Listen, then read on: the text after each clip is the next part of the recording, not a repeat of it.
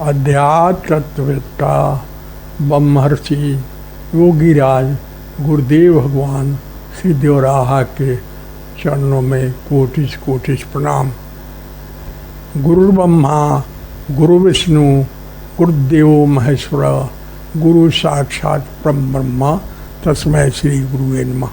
अखंडानंद बोधाय श्री संताप हारिणे सच्चिदानंद रूपाय तस्मै श्री गुरुवे नमः। मुझे गुरुदेव भगवान के श्री चरणों के सानिध्य में लगभग 10 बरस रहने का मौका मिला। इस बीच मैं उनके साथ लाल रोड काशी और वृंदावन में रहा।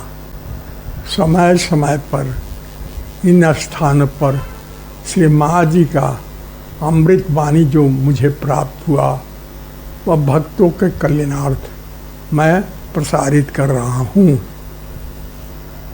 एक समय श्री महाराज जी का मंच उत्तर प्रदेश के बलिया जिले के गंगा तट पर लगा हुआ था।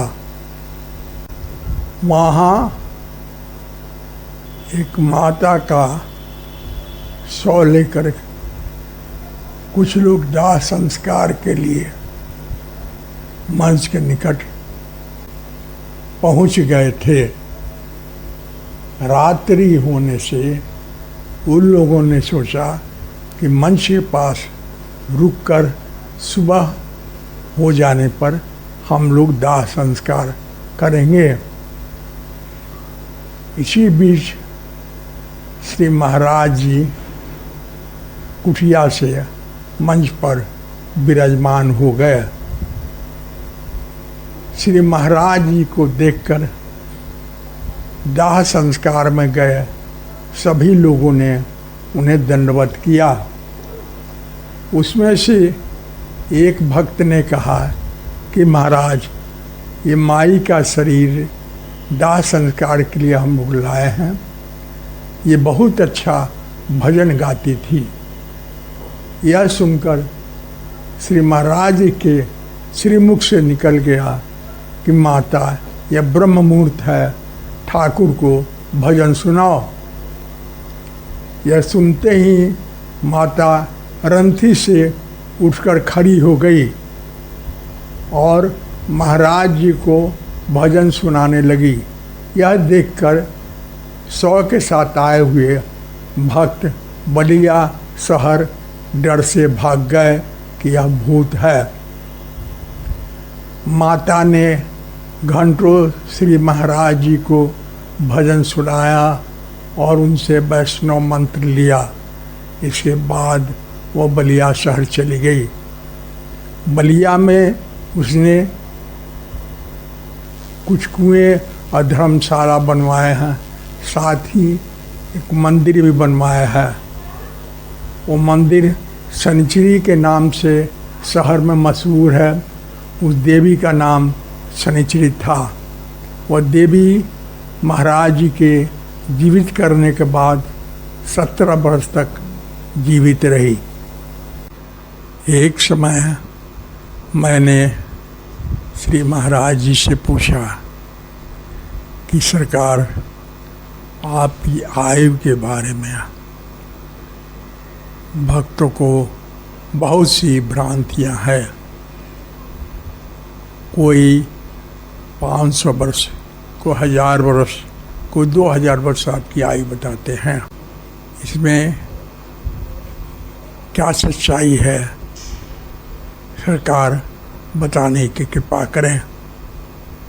इस पर श्री महाराज जी मंच से खड़े हो गए और अपने पेट में लगाए हुए मृगशाला को हटाया। उनका पेट और पीठ एक सीधी रेखा में हो गया था। उसके बाद पुनः महाराज ने उसको मृगशाला से ढक दिया और मंच पर बैठ गया। उन्होंने बताया कि बच्चा योग क्रिया में यह उद्यान बंद होता है। सिद्ध योगी 24 घंटे उद्यान बंद में रहते हैं।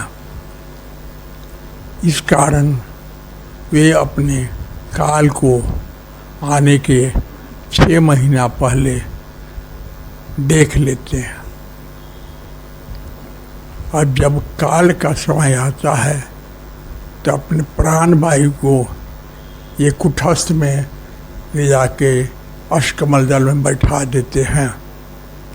जब काल का समय समाप्त हो जाता है तो पुनः प्राण वायु को चलाने लगते हैं।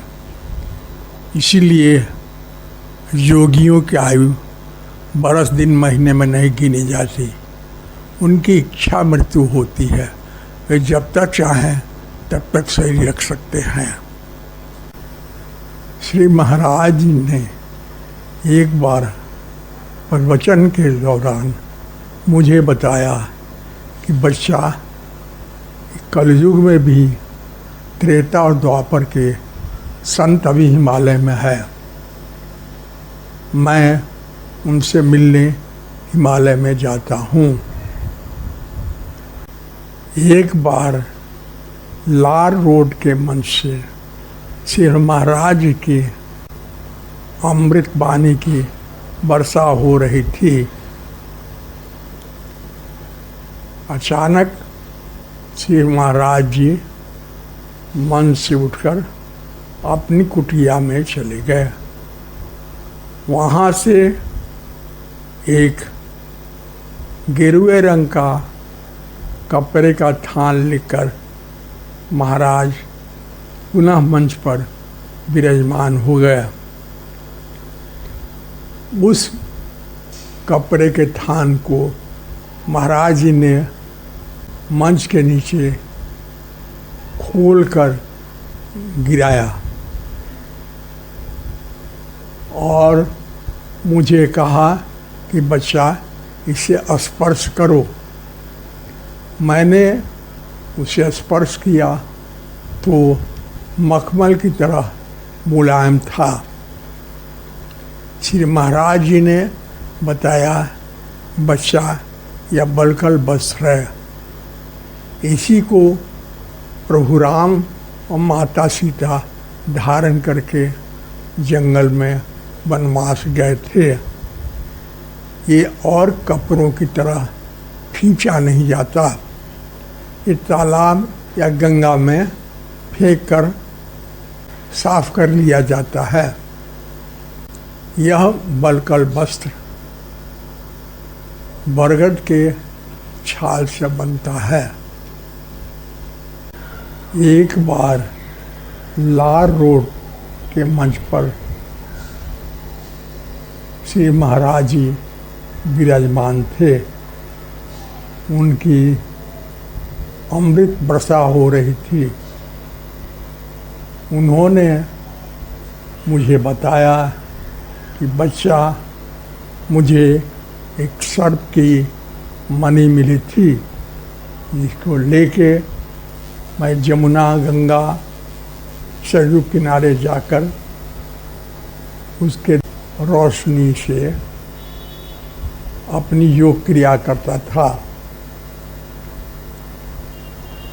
कुछ दिन बाद भक्तों को या संतों को यह पता चल गया कि श्री महाराज जी के पास सर्प की मणि है।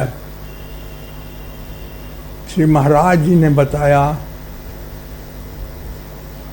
यह सूचना मिलते ही सभी भक्त और संत मुझसे वह सर्प की मणि मांगने लगे। मैंने उसे किसी को नहीं दिया और उसे गंगा में फेंक दिया। यह देखकर सभी भक्त और संत गंगा में कूद पड़े, लेकिन संयोग से किसी को वह मणि नहीं मिली। एक दिन लाल रोड से प्रवचन देते हुए श्री महाराज जी ने बताया कि बच्चा,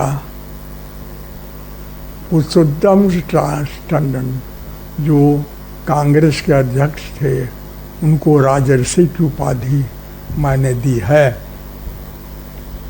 वो चाय तक नहीं पीते थे। जब कांग्रेस अध्यक्ष पद से उन्होंने इस्तीफा दिया तो कांग्रेस मुख्यालय से अपने घर पर पैदल चल कर गए। लाहौर रोड मंच से प्रवचन करते हुए श्री महाराज जी ने एक बार बताया, बच्चा, मैं भारत की सभी नदियों का परिक्रमा कर चुका हूँ। सियाराम सिंह नामक एक अधिवक्ता मुजफ्फरपुर के रहने वाले थे। वे श्री महाराज के अनन्य भक्त थे। एक बार वह बहुत बुरी तरह बीमार पड़ गया। उनकी इच्छा थी कि मैं शरीर काशी में छोड़ूं। मैं उनसे मिलने गया था मुजफ्फरपुर में। उन्होंने मुझसे कहा कि आप श्री महाराज से प्रार्थना कर दें कि मैं काशी में जाकर ही शरीर छोड़ूं। उनके कथनानुसार मैं श्री महाराज जी के पास जाकर यह प्रार्थना की कि सरकार, सियाराम सिंह काशी जाकर शरीर छोड़ना चाहते हैं। श्री महाराज जी ने कहा कि बच्चा, गृहस्थों को बाल बच्चों के बीच में शरीर छोड़ना चाहिए। उसमें परिवार वालों को भी शांति, आत्मा को शांति मिलती है और उस जीवात्मा को भी शांति मिलती है। इसलिए जीव को परिवार वालों के बीच में ही शरीर छोड़ना चाहिए।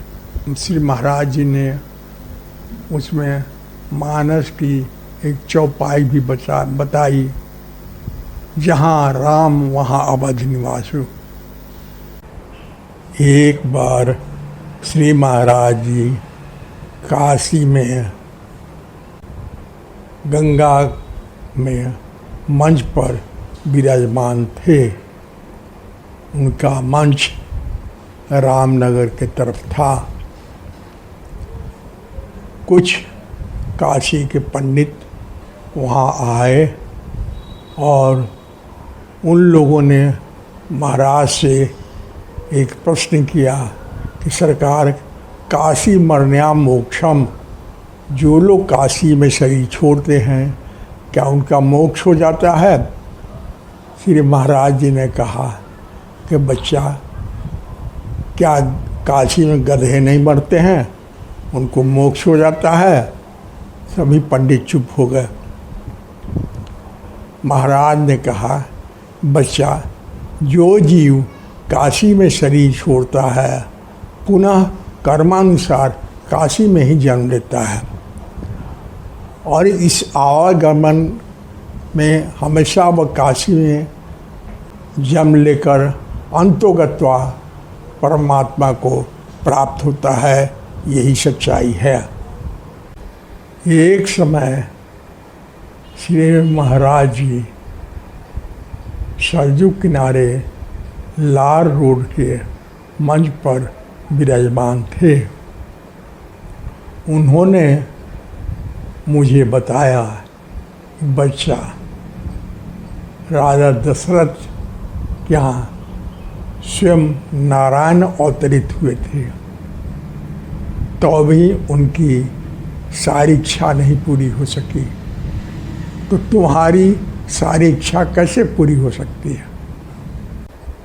हमारे एक पूर्वज बहुत अच्छे कोटि के संत थे। उनकी समाधि अभी भी शहर में सरजू किनारे बनी हुई है। मैंने श्री महाराज जी से प्रार्थना किया कि सरकार आज्ञा हो तो समाधि के आसपास बहुत सा जमीन है, उसमें सरयू किनारे राम लक्ष्मण सीता हनुमान का एक मंदिर बनवा दिया जाए। श्री महाराज जी ने कहा, बच्चा, कलयुग में नए मंदिर बनाने में बड़ा दोष है, तुम पुराने मंदिरों का जीर्णोद्धार कर दो, नया मंदिर नहीं बनाना। एक बार श्री महाराज जी का लाल रोड मंच पर उपदेशामृत चल रहा था। उस सिलसिले में श्री महाराज जी ने बताया कि बच्चा, जीव की आयु बरस दिन महीने में नहीं मिलती है, उसकी आयु श्वासा से संबंधित रहता है। जो जीव जल्दी जल्दी श्वास ले लेते हैं, उनकी आयु छिन्न हो जाती है। जैसे घोड़े, कुत्ते। इसीलिए प्राणायाम का विधान है।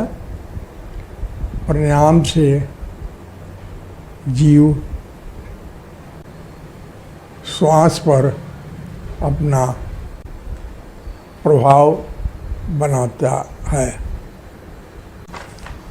श्री महाराज जी ने एक बार प्रवचन के दौरान यह बताया कि बच्चा, कश्यप ऋषि और सुरसा राक्षसी के द्वारा गेहुअन सर्प और कुत्ते की उत्पत्ति हुई है। ये दोनों जात के ब्राह्मण हैं। कुत्ते को स्पर्श कर देने से तुम्हारे पुण्य का क्षय होता है और उनको कुछ खिला देने से पुण्य की प्राप्ति होती है। गेहुअन सर्प की आयु 100 वर्ष के करीब होती है। इसका कारण यह है कि ये ओस में ज़्यादा चलते हैं। इन्हें मारना न चाहिए। देखकर इन्हें दंडवत कर छोड़ दोगे तो कल्याण होगा। एक समय कुछ भक्तों ने श्री महाराज जी से कहा कि इस कलयुग में पितरों का पिंडदान तर्पण पर लोगों का विश्वास समाप्त हो रहा है। उन लोगों का कहना था कि पितर हमारे कहाँ और किस योनि में हैं और ये तर्पण या पिंडदान उन्हें कैसे मिलता होगा। इस पर श्री महाराज जी ने बताया कि बच्चा, तुम्हारे पूर्वज जहाँ जिस योनि में हैं